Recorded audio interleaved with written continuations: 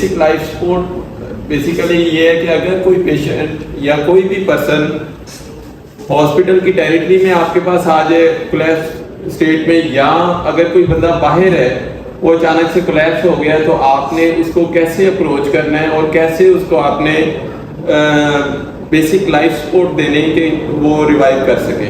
ठीक है, और इस सारी एक्सरसाइज का ये हम अमेरिकन हार्ट एसोसिएशन की गाइडलाइंस के मुताबिक करेंगे। ठीक है, इस सारी एक्सरसाइज का पर्पज ये है कि आप जितनी जल्दी उसकी मतलब कंप्रेशन स्टार्ट करोगे उतनी जल्दी उसकी ब्रेन परफ्यूजन स्टार्ट होगी। ठीक है, ब्रेन डेथ से बचाना है पेशेंट को। ठीक है ना, और आप सबको आइडिया है कि ब्रेन आपका जो है वो 7 मिनट्स या 8 minutes maximum without oxygen survive कर सकता है। आफ्टर दैट आपकी ब्रेन डेथ हो जाती है। ठीक है ना, उसके बाद सीपीआर इतना फ्रूटफुल नहीं रह जाता। जल्दी से आ जाओ, अभी हमने स्टार्ट ही किया है। वो देखो छतरी चेयर आगे। बेसिकली फाइनल ईयर ने नहीं बोलना अभी, क्योंकि अभी इनिशियल डेमोन्स्ट्रेशन है, आप लोगों को तो आइडिया है, होप सो आइडिया है ना। अच्छा, एक पेशेंट है, कोई भी फॉर एग्जांपल बाहर कोई बंदा अचानक से कोलैप्स हो गया है।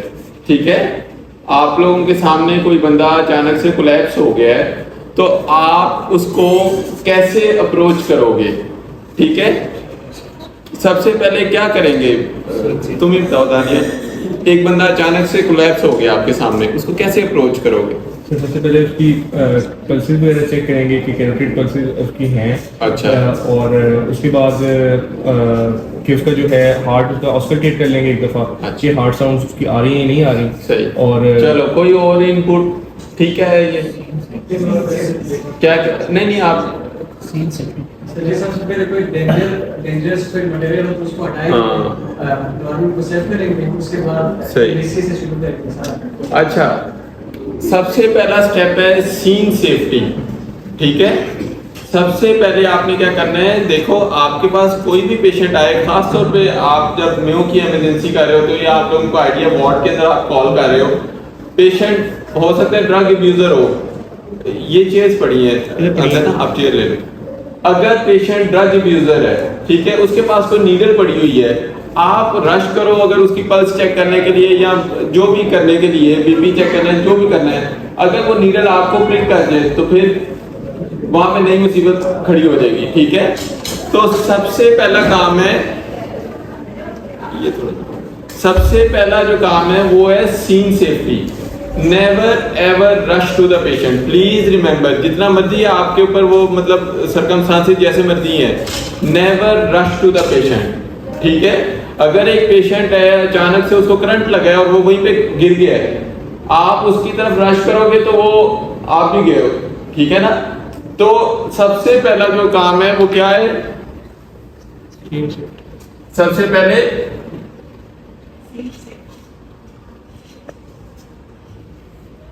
Scene safety.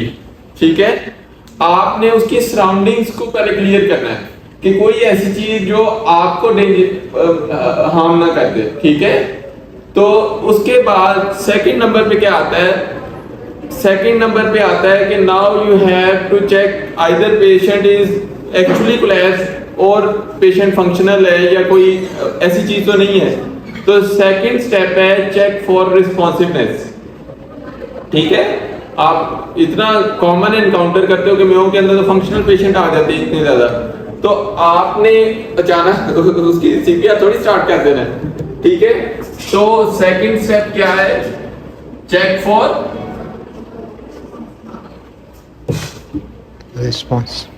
रिस्पॉन्सिवनेस। ठीक है, अब रिस्पॉन्सिवनेस कैसे चेक करनी है आप बताओ, क्या क्या करना है? हाँ, कैसे पूछें?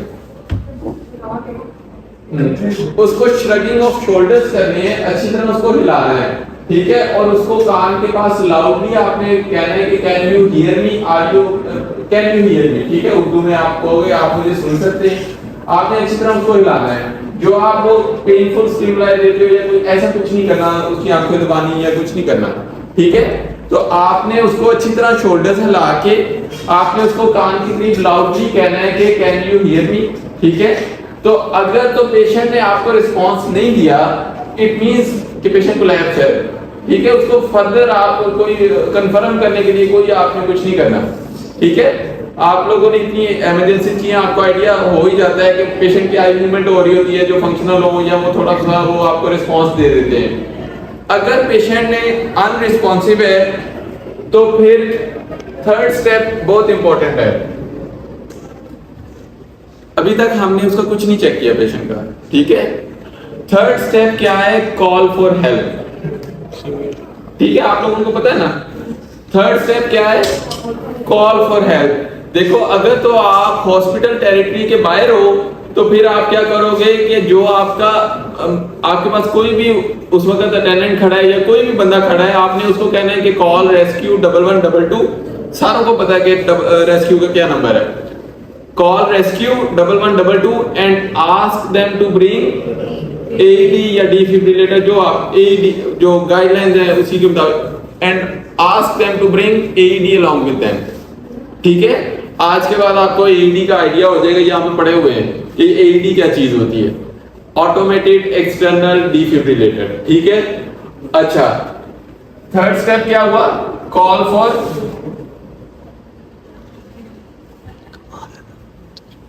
फॉर हेल्प, ठीक है। Third step is very important. वहीं पे आपने पेशेंट को असेस करने या उसका कंप्रेशंस करने नहीं लग जाना, please remember one thing. Third step है कॉल फॉर हेल्प, ठीक है। फोर्थ स्टेप आप बताओ। हाँ, फोर्थ स्टेप है कि अब आप उसका सर्कुलेशन, एयरवे, ब्रीदिंग चेक करोगे। ABC नहीं करनी, ठीक है। अब हो गया वो है CAB, सर्कुलेशन, एयरवे, ब्रीदिंग। वो AC थोड़ा सा ये तो ऊपर को कहते हैं, ये स्लो ही करते हैं, उसी तो मुझे याद है। नहीं सीधा मेरी तरफ आ रहा है, या उधर को ऊपर को करते थे। अच्छा, फोर्थ स्टेप क्या हो गया? CAB, ठीक है, सर्कुलेशन, एयरवे, ब्रीदिंग। सर्कुलेशन कौन सी चेक करनी है? हाउस अफसर बताएगा कोई। हाँ, कैरोटिड। अब कैरोटिड कैसे चेक करते हैं आप बताओ। आप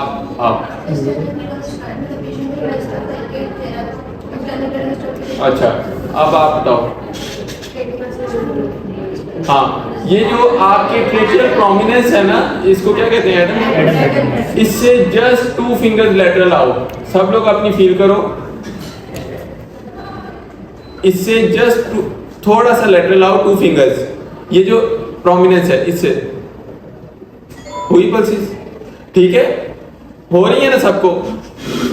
ऑलवेज रिमेंबर, आप जब इमरजेंसी में पेशेंट आता है या थोड़ा वो ओबीज है, उसका आप स्टेर्नोक्लेडोमास्टॉइड उस वक्त लोकेट करने ना बैठ जाना, ठीक है। अगर वो थोड़ा ओबीज पेशेंट है, थोड़ा नेक उसकी मोटी है, तो आपको उसका स्टेर्नोक्लेडोमास्टॉइड नहीं मिलेगा।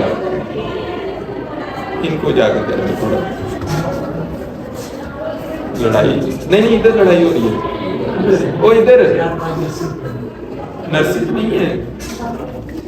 अच्छा, वो क्या था? कैरोटिड आपने फील की सर्कुलेशन के लिए। कैरोटिड आपने कितनी देर के लिए फील करनी है? बताओ, शाबाश।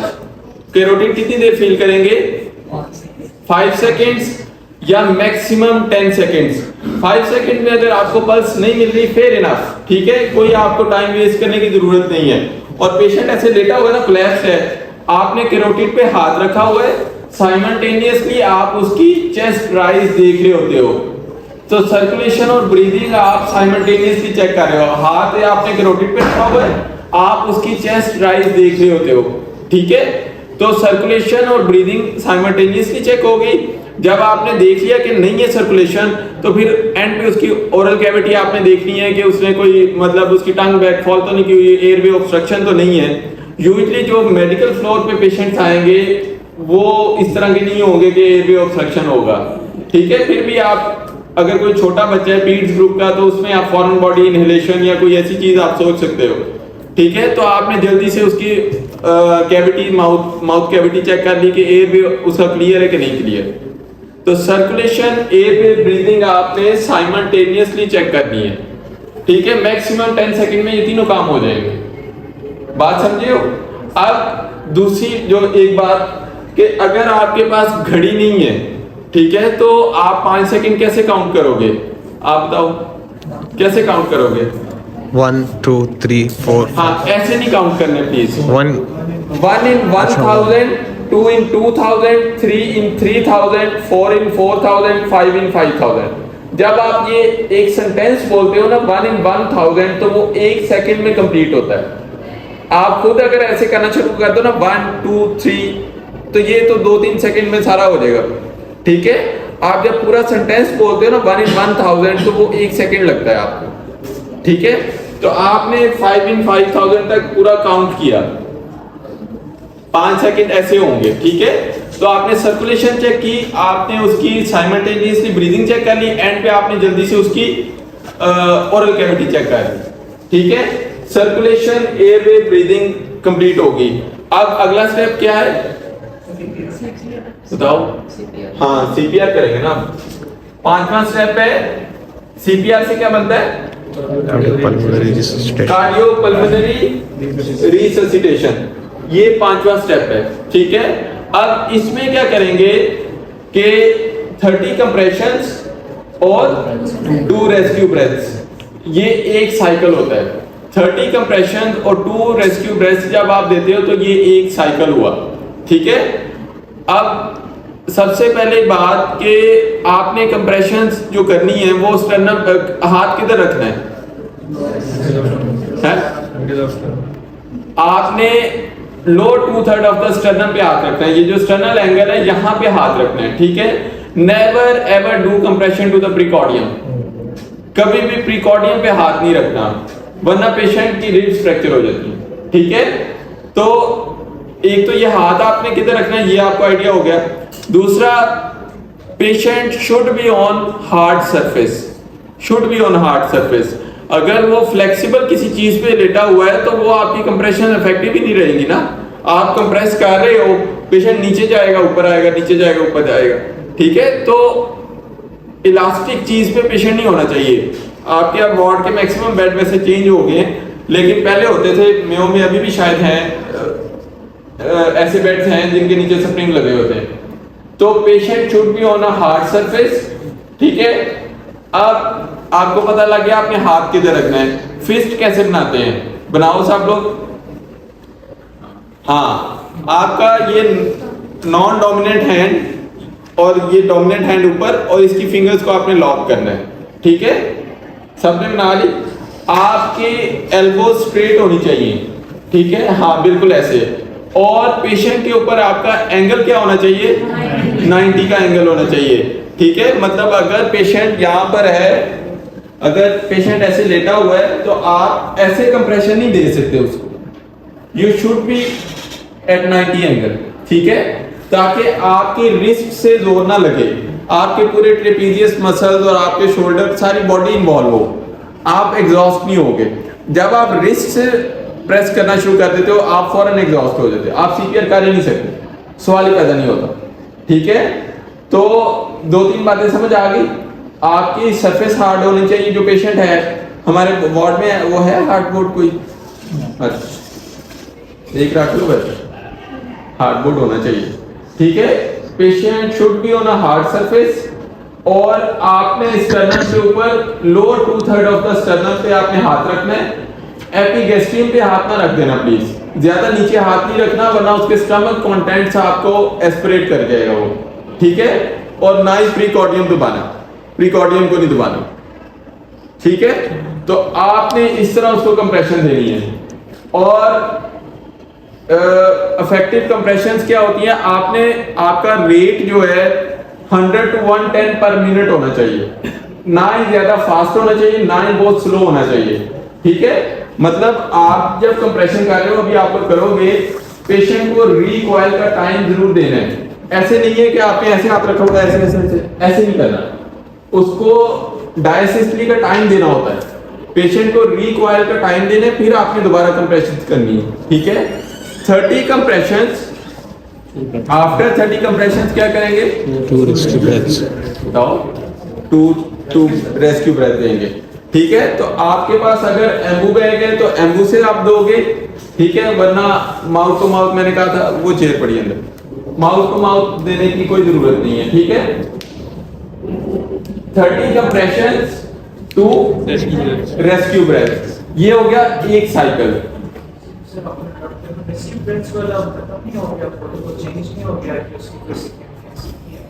नहीं, आपने देनी होती है, अभी तक तो यही है। पीड्स में है 15:2 रेशो, एडल्ट में 30:2 रेशो। ठीक है, लेकिन अगर वो कहते हैं कि अगर आप माउथ टू माउथ ब्रेथ नहीं देना चाहते, अगर पेशेंट को आपको पता है रेस्पिरेटरी ट्रैक इन्फेक्शन है, निमोनिया का पेशेंट था या मतलब कोविड जैसे चल रहा था, तो आप ना दो, आप सिर्फ कंप्रेशंस करो। ठीक है, लेकिन अगर आपके पास एम्बू बैग अवेलेबल है या आपके पास वो एक फिल्टर पेपर होता है, वो 1 बैग होता है उसमें, ठीक है, तो फिर आप दो उसको। ठीक है, तो 30 कंप्रेशंस, 2 ब्रेथ्स का क्या हुआ? एक साइकिल हुआ। तो आपने ये 5 साइकिल करने हैं। 30 आप जो बंदा कंप्रेशन दे रहा है वो लाउडली काउंट करना होता है। ठीक है, तो आपने 30 तक काउंट किया, उसके बाद जो आपका असिस्टेंट है या जो भी बंदा है या आप अकेले हो, आप उसको 2 रेस्क्यू ब्रेथ दो। ठीक है, फिर 30 compression, 2 breath, 5 cycles of compressions करने हैं। ठीक है, 5 साइकिल्स के बाद क्या करना है? स्विच करना है। हो सकता है मरीज ही होश में आ गया हो, रीअसेस करना है पेशेंट को। स्विच तो कर लेना, वो मरीज भी देख लो। पिछले दिनों एक हमारे हाउस वर्कर ने वो मरीज के वाइटल मतलब हिस्ट्री ले रहा था, तो आफ्टर कंप्लीटिंग हिस्ट्री उसने मरीज देखा, मरीज को लैप्स हो गया। हमारे वार्ड में हुआ है ये, मैं नहीं कहता किसने किया, लेकिन ऐसे भी होता है। तो ऐसे नहीं करना प्लीज। आप हो सकता है मरीज ही होश में आ गया हो, छोड़ दो, नहीं मैंने करने पूरे करने। तो आप उसको 2 मतलब 5 साइकिल्स के बाद आपने क्या करना है?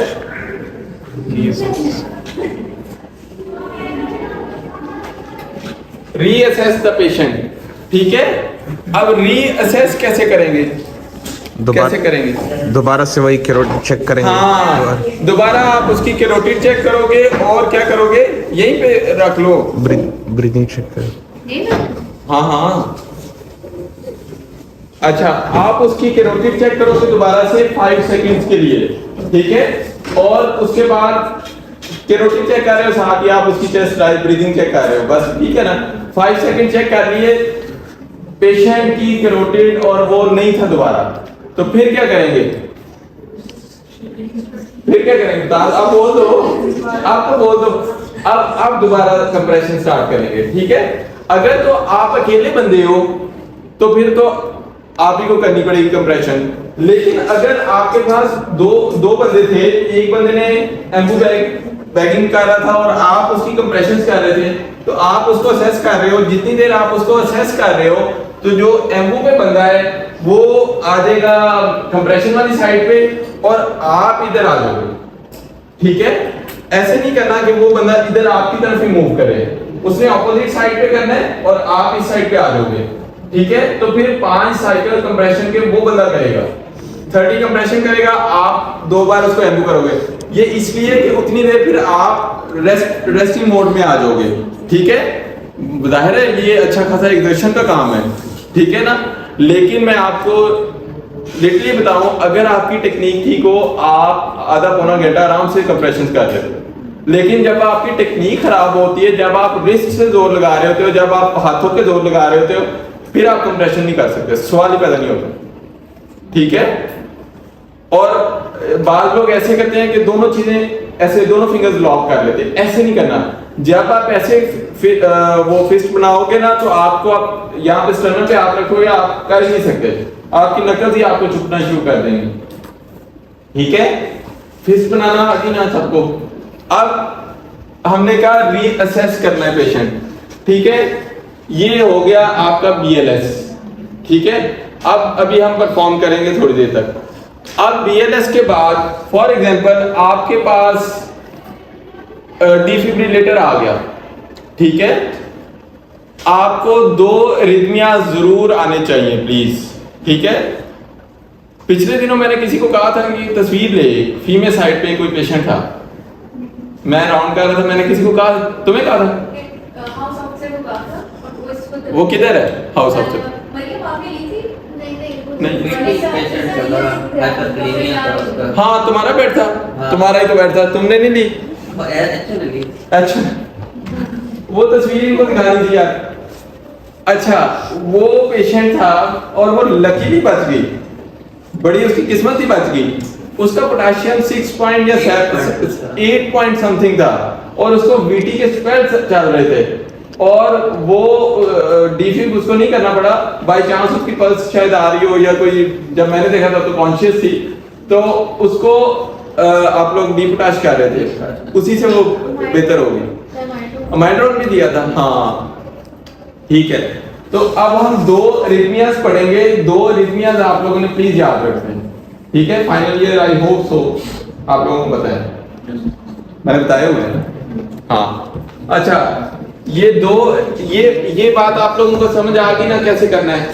अभी ये सारे स्टेप्स आप लोगों ने करने हैं, ठीक है। 10-15 मिनट के बाद हम ये एक्सरसाइज स्टार्ट करेंगे, आपको बैचेस में डिवाइड करके ये सारी एक्सरसाइज होगी, ठीक है। रोजा सारों का है? हाँ आज रोजा लगेगा, ये मिटा दूं, अब तो मिट गया। अच्छा, अब क्या करना है? 2 लाइफ थ्रेटनिंग रिदमियाज आपको जरूर पता होना चाहिए, ठीक है। और आप लोगों को वार्ड का डिफिब्रिलेटर जरूर चलाना आना चाहिए, वो आप लोगों के गैजेट्स हैं, आप लोगों को उन पे जरूर पता होना चाहिए ये कैसे यूज कर रहे हैं। एईडी तो यहाँ पे वैसे ही हम यूज करेंगे, लेकिन वार्ड में आपके पास एईडी नहीं होता, वार्ड में आपके पास डिफिब्रिलेटर पड़ा हुआ है। होप सो आप लोगों को चलाना आता है, आईसीयू वालों को तो आता ही होगा जो एचडीयू कर रहे हैं। अच्छा,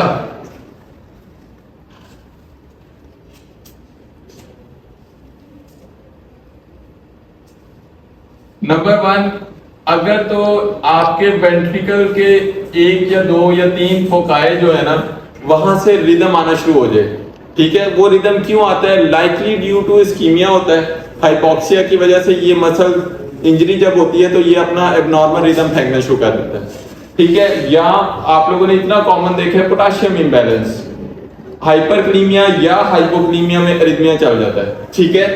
तो पेशेंट को क्या होता है, आप लोगों को पता है कि आमतौर पे ऐसे नोड से जब रिदम आता है या वो पाथवे यूज होता है तो क्यूआरएस ब्रॉड नहीं होता, आपकी ईसीजी ऐसी होती है, ठीक है ना। पी वेव, क्यूआरएस और टी वेव। क्यूआरएस ब्रॉडनिंग नहीं होती, जैसे ही आपका रिदम नीचे से आना शुरू होता है तो सबसे पहले क्या होता है, क्यूआरएस ब्रॉडनिंग हो जाती है। ब्रॉडनिंग किसको कहते हैं बताओ फाइनली? वाइड कितने स्मॉल बॉक्सेस से वाइड होते हैं उसको ब्रॉड कहते हैं। More than 3 small boxes, 3 small square या 4 स्मॉल स्केयर। 3 स्मॉल स्केयर से वाइड हो, जो ईसीजी के पास स्मॉल बॉक्सेस होते हैं, वो 3 हो या उससे ज्यादा हो तो उसको ब्रॉडनिंग कहेंगे ना। अच्छा, तो आपका रिदम ऐसा आना शुरू हो जाता है,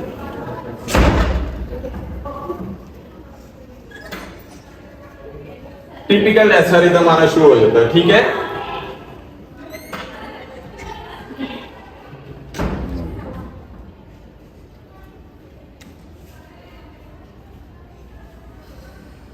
ये रिदम आना शुरू हो जाए, इट इज वेंट्रिकुलर टैकिकार्डिया, ये वीटी है, ठीक है।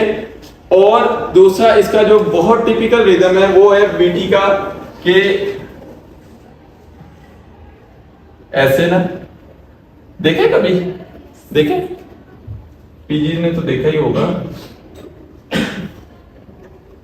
ये वाला रिदम आना शुरू हो जाता है, ये वेंट्रिकुलर टैकिकार्डिया है, ठीक है। प्लीज रिमेंबर, इसको मिस नहीं करना। अगर ऐसा रिदम आ रहा है या थोड़ी ब्रॉडनिंग लग रही है, आपको श्योर नहीं भी हो कि ये पता नहीं क्या है, इतना ब्रॉड जब आ रहा है तो आप उसको या तो एलबीबी हो सकता है या वीटी हो सकता है, तीसरी तो कोई चीज नहीं है ना। एसवीटी विद एफरेंट कंडक्शन एक चीज होती है, उसके चक्कर में नहीं पड़ना। सारी बुक्स में लिखा है कि अगर उसको आपने वीटी के तौर पे ट्रीट करना है, डजंट मैटर ये कार्डियोलॉजिस्ट बैठा हुआ है जी, मैं इसको बीटी कह दूं, ये कह लें जी एसपीटी विद एफरेंट कंडक्शन है, डजंट मैटर। पेशेंट का प्रोग्नोसिस, आपकी ट्रीटमेंट सेम है, ठीक है। अगर आप इसको एज ए वीटी ट्रीट नहीं करोगे, पेशेंट कोलैप्स हो जाएगा, ठीक है। अब वीटी के अंदर होता क्या है कि पेशेंट का ये क्यूआरएस तो बन रहा है ना, क्यूआरएस तो तभी बनेगा जब उसका वेंट्रिकल कॉन्ट्रैक्ट कर रहा है। जब तक वेंट्रिकुलर कॉन्ट्रैक्शन है तो इसका मतलब है कि वो एओर्टा में ब्लड फेंक रहा है, ठीक है ना। एओर्टा में ब्लड जा रहा है तो वो कैरोटिड में भी जा रहा है। तो समटाइम्स होता है, आप लोग देखते हो पेशेंट ये रिदम होता है लेकिन पेशेंट कॉन्शियस होता है, पल्स आ रही होती है उसको, इसीलिए इसको कहते हैं वीटी विद पल्स और विदाउट पल्स, दोनों की मैनेजमेंट डिफरेंट है, ठीक है ना। तो वीटी विद पल्स आ सकता है, ठीक है, लेकिन वेंट्रिकुलर फिब्रिलेशन में पल्स नहीं आ सकता, ठीक है। अब वेंट्रिकुलर फिब्रिलेशन में क्या होता है कि मल्टीपल फोकाई जो है ना, सीवियर इस्कीमिया हो गया, उसको बहुत गंदा मायोकार्डियल इंफार्क्शन था या बहुत एक्सटेंसिव एमआई था, क्या हुआ, उसका वेंट्रिकल ऐसे ऐसे ना फिब्रिलेट करना शुरू कर देता है, कॉन्ट्रैक्ट नहीं कर रहा। तो जब फिब्रिलेट कर रहा है, कॉन्ट्रैक्ट नहीं कर रहा, एओर्टा में ब्लड नहीं गया, तो वो तो फौरन से पहले पेशेंट को लैप्स हो जाता है। विद इन सेकेंड पेशेंट, जैसे ही उसकी ब्रेन सप्लाई खत्म हुई तो पेशेंट अनकॉन्शियस हो जाता है, पेशेंट नीचे गिर जाता है और बीपी लेस पल्स लेस हो जाता है, ठीक है। तो वेंट्रिकुलर फिब्रिलेशन में जब फिब्रिलेटिंग मतलब कॉन्ट्रैक्शन हो ही नहीं रही, तो ना उसका क्यूआरएस बनेगा, ना उसका कोई पी वेव बनेगी, ना कुछ बनेगा। तो आप जब ईसीजी देखते हो तो वो आती है ऐसे,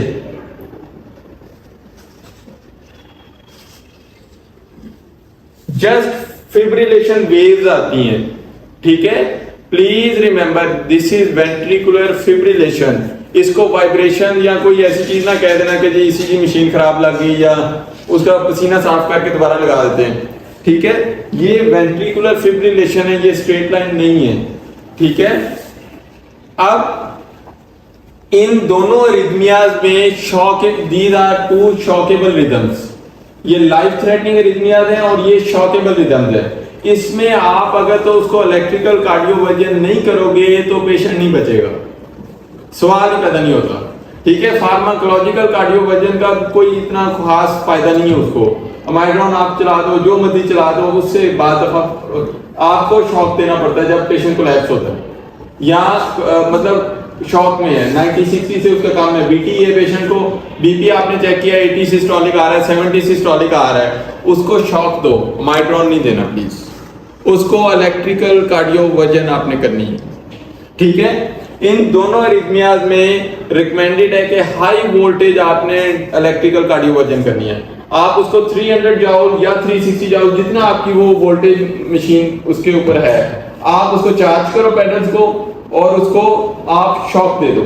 these are two shockable rhythms, ठीक है। इसमें प्लीज फार्माकोलॉजिकल कार्डियो उसके कार्डियोवर्जन की तरफ वो कोई ऐसा उसका बेनिफिट नहीं है।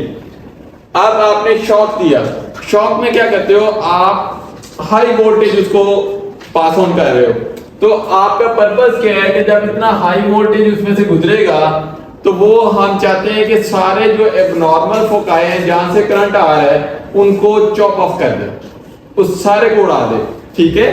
तो आफ्टर गिविंग शॉक क्या होगा पेशेंट को, आप बताओ। नहीं, जब आपने शॉक दिया ना, वही बॉन्ड के सारे एबनॉर्मल फोकाई को वो उड़ा दे, तो जब वो सारे एबनॉर्मल को उड़ाएगा तो वो ऐसे नोड को भी उड़ा देगा, ठीक है। हाउ पॉसिबल, उसको तो नहीं ना पता करंट, तो वो तो चाहे वो ऐसे नोड है चाहे जहां से भी, वो तो सबको उड़ा देगा, ठीक है।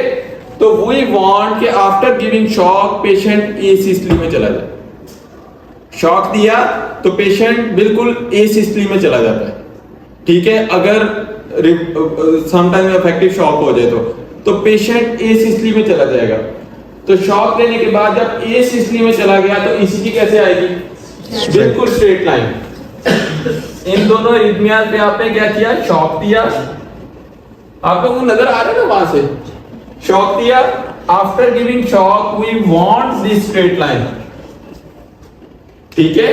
वी वांट कि स्ट्रेट लाइन आ जाए, ठीक है। और इस स्ट्रेट लाइन के ऊपर फिर क्या करेंगे, सीपीआर करेंगे। इस स्ट्रेट लाइन के ऊपर आप क्या करोगे, सीपीआर करोगे। और सीपीआर से हम जब सीपीआर शुरू कर देते हैं, वी वांट के ऐसे नोट किसी तरह वापस अपनी पेसिंग स्टार्ट कर दे, ठीक है। और सीपीआर से हम चाहते हैं कि वो ऐसे रिदम दोबारा आ जाए। समझ आ गई, ठीक है। अब एक पेशेंट आया, आपके पास आया इमरजेंसी में, ठीक है। आपने उसका फौरन, देखो मैं आप लोगों को हमेशा कहता हूं क्योंकि मैं वो यूज करता था, ठीक है। मुझे आजकल के वैसे लोगों की समझ नहीं आती, वो यूज नहीं करते। आप लोग फौरन से पहले ईसीजी वाले को कॉल लिख देते हो। आप मतलब ऊपर फ्लोर पे तो ईसीजी सवाल पैदा नहीं होता, आप तो माशाल्लाह आपकी इमरजेंसी है, ऊपर से नीचे ईसीजी कैसे हो सकती है, ठीक है। अगर आप नीचे आईसीयू में भी खड़े हो इमरजेंसी में, आप ईसीजी वाले को क्यों कॉल मतलब लिखते हो, मेरी तो समझ से बाहर है। पेशेंट आया, आप लीड्स लगाना शुरू कर देते हो, भाई क्यों लगा रहे हो, डिफिब्रिलेटर आपके पास पड़ा हुआ है, आप उसकी पैडल मॉनिटर पे करो और पैडल्स रख दो उसको, आपको वो 1 सेकंड में वो रिदम बता देता है। आप क्यों उसकी लीड्स लगाना शुरू कर देते हो, उस पर तो इतना टाइम वेस्ट हो जाता है। एक पेशेंट पहले ही कॉम्प्रोमाइज गया, इतने लेट आया है, आप उसकी ईसीजी चेक करना शुरू कर देते हो। नो नीड, आप उसको सीधा पैडल्स ऊपर रखो, उसको मॉनिटर पे करो, पैडल्स रखो, वो आपको रिदम बताना शुरू कर देगा। रिदम शॉक के पहले शॉक दे दो, नहीं है तो नहीं दो। पेशेंट आया, आपने पैडल्स रखे, पेशेंट की स्ट्रेट लाइन आ रही थी, अब क्या करोगे, सीपीआर करोगे, यहां से ऑनवर्ड स्टार्ट करेंगे। पेशेंट आया, पेशेंट का ये रिदम था या ये वाला रिदम था, पहले शॉक देंगे, ठीक है। अगर आपके पास डिफिब्रिलेटर पड़ा हुआ है, जितनी जल्दी आप शॉक दे दोगे पेशेंट के लिए उतना बेनिफिशियल है, ठीक है। उसके बाद अच्छा मैडम बताइए, आपका मैं नाम बोल दे रहा, आपको मैं वैसे फ्रेंड बोल रहा, अब नहीं हूं, मुझे पता है। अच्छा, वो एक बार शॉक दे दिया, हमने कहा कि रिदम मतलब स्ट्रेट लाइन भी हो सकती है या हो सकता है रिदम रिवर्ट ही ना हो, फिर क्या करेंगे, सीपीआर दोबारा रिदम एनालाइज करोगे आप। अच्छा, क्यों रिदम क्यों नहीं एनालाइज, हो सकता है रिदम रिवर्ट हो गया, जरूरी तो नहीं है सीपीआर। आप लोग देखोगे मल्टीपल टाइम देखोगे, आप शॉक दोगे, वीटी का तो वीटी रहता है, वो रिवर्ट नहीं होता, बाद में रेजिस्टेंट वीटी होता है, रेजिस्टेंट वेंट्रिकुलर फिब्रिलेशन होता है। क्यों नहीं एनालाइज करेंगे, क्यों नहीं एनालाइज करेंगे, तुम बताओगे, कार्डियो के बंदे हो, क्यों नहीं एनालाइज करेंगे। एक बार शॉक दिया, मैं कह रहा हूं दोबारा एनालाइज नहीं करना। फाइनल ईयर को आ रहा है, लेकिन फाइनल ईयर से पूछेंगे नहीं हम, उनको मैंने बताया हुआ है। अच्छा, एक बार आप शॉक दोगे, देखो दोबारा रिदम एनालाइज नहीं करना, उसमें टाइम वेस्ट होगा, चाहे रिदम रिवर्ट हुआ है या नहीं हुआ, डजंट मैटर, करना तो आपने सीपीआर है ना। जितनी देर आप सीपीआर नहीं करोगे उतना टाइम डिले आ जाएगा, उसकी ब्रेन परफ्यूजन उतनी देर रुकी रहेगी। आपने एक बार शॉक दिया, यहाँ पे आप लोग इतना कॉमन देखोगे, ये चीज इतना कॉमन है जिसकी कोई इंतहा नहीं है, मैं किसी को आप समझा नहीं सकते। नीचे ईआर आईसीयू में जाके देखो, एक बार जिसको शॉक देना आता है उसको इतना शौक है शॉक देने का, वो शॉक ही दिए जाता है। मैं मजाक नहीं कर रहा, मैं आपको रियलिटी बता रहा हूँ। वो एक बार शॉक देते हैं, दोबारा रख देते हैं पैडल, नहीं नहीं दोबारा दे दिया, और तीसरी दफा दे दिया, और रिदम रिवर्ट हो जाता है, वो बंदा भी चले जाता है। लेकिन रिदम तो उसका टास्क पूरा हो जाता है, रिदम उस बंदे ने रिवर्ट कर देता है, स्ट्रेट लाइन ले जाता है वो। भाई जितनी देर आप शॉक दे रहे हो, आपके पेशेंट की ब्रेन सर्कुलेशन रुकी हुई है, ठीक है, तो आपका शॉक से रिवर्ट हो ना हो, करना तो आपने एक चेस्ट कंप्रेशन है ना, चेस्ट कंप्रेशन जब आप करोगे उससे पेशेंट को ब्रेन परफ्यूजन स्टार्ट होगी। लेकिन आप जितनी देर मतलब रोके रखोगे शॉक के दौरान, उतनी देर टाइम डिले आएगा, ठीक है। तो इसलिए एक बार आपने शॉक दे दिया, please don't reassess the patient again, ठीक है। आप फौरन सीपीआर स्टार्ट कर, बात समझ आ गई। ये दो रिदमियास नहीं बोलने आप लोगों ने, ठीक हो गया, ठीक है। चलो अब हम स्टार्ट करते हैं, ठीक है। अब आप लोगों को बैजेस बना देते हैं, ठीक है इकरा।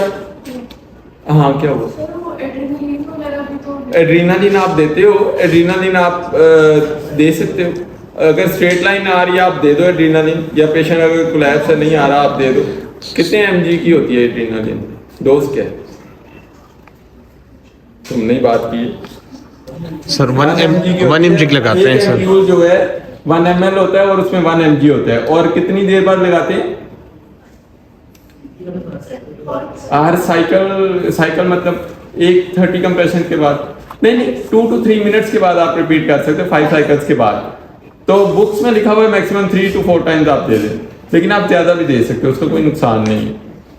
लेकिन आप लोग एड्रीनालिन बड़े गलत तरीके से देते हो।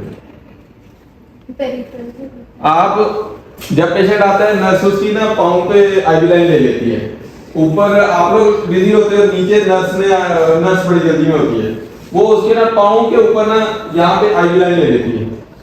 आप कहते हो sister adrenaline they they, and का शॉट दे दे, वो कहते सब दे दिए। ओ भाई पेशेंट को ऐसा हुआ और पाँव से यहाँ तक खून कैसे जाएगा, सवाल ही पैदा नहीं होता। आप उसको कहो, अगर तो आप सेंट्रल पे भी दिया आप लोगों ने पीजीआर में, कभी नहीं दिया, तुमने दिए शाबाश।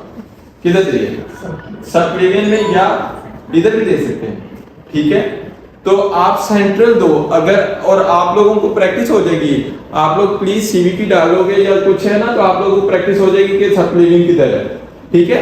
आप सेंट्रल की प्रैक्टिस किया करो, और जो पेशेंट डेड हो जाए उसके ऊपर नॉर्मस लाइन का सेंट्रल दिया करो, प्लीज दिया करो। जिस पेशेंट की डेथ हो जाए, जो लोग न्यू है उनको अगर ईटीटी नहीं डालनी आती उसके अंदर ईटीटी डाला करो, पहले डेथ डिक्लेयर ना किया करो। क्या मसला है, कटन लगा दो, आप पेशेंट को रिससिटेट कर रहे हो, पेशेंट की डेथ हो गई है, उसके ऊपर आपसे ईटीटी सही डले गलत डले पेशेंट को नुकसान नहीं होगा। लेकिन एक पेशेंट गैस्पिंग में आ जाए इमरजेंसी में, उसके ऊपर अगर हाथ सीधा करने लग पड़ो तो फिर तो मुसीबत पड़ जाएगी, फिर बहुत मुसीबत पड़ेगी। मरीज तो मरेगा ही मरेगा, समटाइम आप भी डेंजर में आ जाते हो, ठीक है। तो मैं तो हमेशा कहता हूँ मेयों के अंदर इतनी डेथ्स होती हैं क्या सही बात।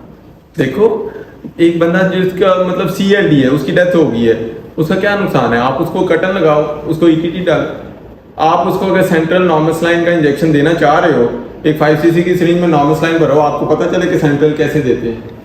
सेंट्रल रिकमेंडेड है एड्रीनालिन। अगर आप नहीं दे सकते सेंट्रल, तो फिर आप सिस्टर से कहो कि बिल्कुल प्रॉक्सिमल पार्ट पे उसके आईवी लाइन ले, या बाद दफा नर्स आपने देखा होगा नेक पे ले लेती है, वो ठीक है, ठीक है। लेकिन आप जो पाँव से एड्रीनालिन दे देते हो, वो देना ना देना एक बराबर है। सवाल ही पैदा नहीं होता 1 cc एड्रीनालिन पाँव पे जो उसने दे दी है वो कैसे ऊपर आ जाए हार्ट तक, सवाल ही पैदा नहीं होता। वो फिर आप भी काउंटिंग पूरी करते हो, सर मैंने 3 दफा एड्रीनालिन दिया था, 4 दफा दिया था, पेशेंट नहीं रिवाइव किया, ठीक है, नहीं किया, ठीक है। अच्छा एड्रीनालिन वगैरह दे देना जो दिल करे। ये पेशेंट कोलैप्स है, ठीक है, हमारी कोऑर्डिनेटर की देखिए वो है, ठीक है। अब ये पेशेंट कोलैप्स है, ठीक है, इसको अब हम अप्रोच करेंगे। सबसे पहले आपने देखा ये सीन सेफ है, ठीक है, कोई सराउंडिंग में कुछ नहीं है। उसके बाद आपने किया can you hear me, can you hear me, patient is unconscious, call rescue 1112 and ask them to bring AED, ठीक है। उसके बाद आपने क्या किया, आपने इसकी पल्स पे हाथ रखा, कैरोटिड पे, और साथ ही साइमल्टेनियसली आप देख रहे हैं 1 in 1000, 2 in 2000, 3 in 3000, 4 in 4000, 5 in 5000, patient collapse है, ठीक है, कोई पल्स नहीं आई। आपने जल्दी से उसका एयरवे देख लिया, ठीक है। उसके बाद आपने क्या करना है, आप कंप्रेशन स्टार्ट करना, ठीक है। यहाँ पे हाथ रखा, फिस्ट बनाई, हाथ रखा स्टर्नम पे, बिल्कुल 90 के एंगल पे हो, ठीक है, हार्ड सरफेस है पेशेंट की, ठीक है। ये जब आप कर रहे हो आपने लाउडली काउंट करना है, 30 कंप्रेशन आपने काउंट करनी है। काउंट किए, इधर आओ ना, तुम तो आओ, 30 कंप्रेशन हो गई। अब इसको दो रेस्क्यू ब्रेथ दो, एम्बू से दो, वही तो कह रहा हूँ, हाँ दो। इनको बताओ सील कैसे बनानी है, हाँ कैसे, हाँ जो, हाँ इसको आपने चिन लिफ्ट करनी है, सील ऐसे बनानी है, आपने इसको ये देखो सी और ई बनाना होता है, ठीक है ना इकरा? अच्छी तरह कंप्रेस किया। इसकी फिंगर्स देखो, ऊपर से इसने सी बनाया हुआ है, नीचे से चिन आपने हाँ 3 फिंगर से इसको ऐसे किया हुआ है, ठीक है? सी और ई बनाना है। अब दो इसको कंप्रेशन, अच्छा ठीक है, 2 कंप्रेशन दी लेकिन इफेक्टिव नहीं हुई वो तुमने उसका मुंह ही बंद किया हुआ है मतलब उसको, मतलब मुंह से सांस देने ना, कैसे दे रही हो? चिन्ह तो उसकी खोलो, ऐसे करो, हाँ करो अब, चलो ठीक है। आपने ऐसे 2 रेस्क्यू ब्रेस्ट दे दी, उसके बाद फिर 30 कंप्रेशन स्टार्ट की, ठीक है? ये एक साइकिल हो गया बस, ठीक है? आपने 30 कंप्रेशंस की, ये आपने 5 साइकिल्स किए। जब उसके बाद 5 साइकिल्स के बाद रीअसेस होगा तो ये इस साइड पे आ जाएगी, मैं इस साइड पे आ जाऊंगा असेस करके अगर नहीं है। मीनवाइल आपके पास AED आ गया, दिस इज AED। प्लीज ये देखो, इट्स अ वंडरफुल मशीन, ठीक है? ये 2 इसके बाद इसके ऊपर ना पैड्स होते हैं, स्टिकर होते हैं। ये देखो इसके ऊपर लिखा हुआ है, ये आप देख रहे हो, ये स्टिकर लगा हुआ है, वैसे इसके ऊपर लिखा भी होता है स्टर्नम।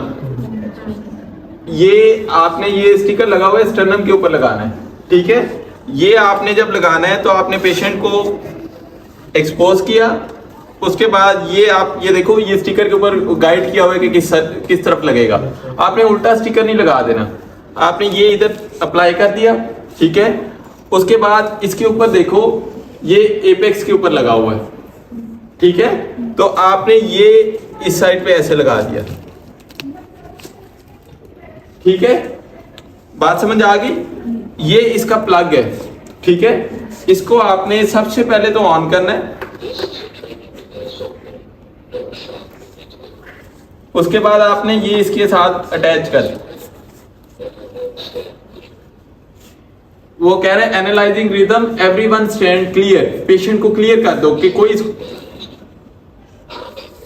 शॉक एडवाइस और चार्जिंग हो रही है।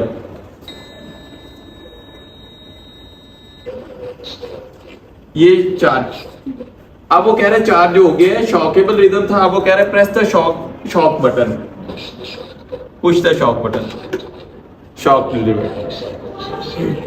अब वो देखो, वो खुद कह रहा है कि स्टार्ट 5 साइकिल्स ऑफ CPR। बात समझे हो? इजी डिवाइस है ना? आपने 2 स्टिकर लगाए, उसके बाद उसने खुद ही एनालाइज किया और आपको वो बता रहा है, आप लोग सब लोगों ने ये यूज करना है, ठीक है? वो बता रहा है कि रिदम इज शॉकेबल और नॉन शॉकेबल। अगर शॉकेबल था उसने कहा नाउ इट्स चार्जिंग, उसके बाद उसने कहा कि स्टैंड क्लियर, ठीक है? बात समझ आ गई? ये आपने शॉक दे दिया, उसके बाद फौरन बाद आपने हाँ CPR स्टार्ट करना है। ये स्टिकर बेशक लगे रहे, ये उतारने नहीं है फिर पेशेंट से, आप CPR करते रहो, वो कुछ नहीं करेगा, ठीक है? उसके बाद दोबारा जब आपने कहना है तो फिर वो एनालाइज करेगा 5 साइकिल्स के बाद। ठीक हो गया? समझ आ गई कि नहीं? ठीक है, ऐसे आप लोगों ने करना है। अब दूसरा, वार्ड में जो आपके पास डिफिब्रिलेटर होता है, जब उसको यूज कर रहे हो, मैंने आपको मल्टीपल टाइम्स बताया, उसके कंट्रोल्स आपके पास होने चाहिए, ठीक है ना?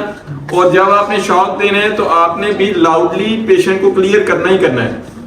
ऐसा ना उसके अटेंडेंट ने इसको पकड़ा हो या कोई स्टाफ नर्स उसके ऊपर कोई IV लाइन कर रही हो या कोई बंदा एम्बू कर रहा हो, तो ये बड़ा केयरफुल होके देना है। अगर किसी भी बंदे को शॉक लग गया तो फिर CPR उसका स्टार्ट होगा। हाँ, CPR फिर अपने साथी का स्टार्ट कर देना, ठीक है? क्योंकि वो आपका कोलीग है ना।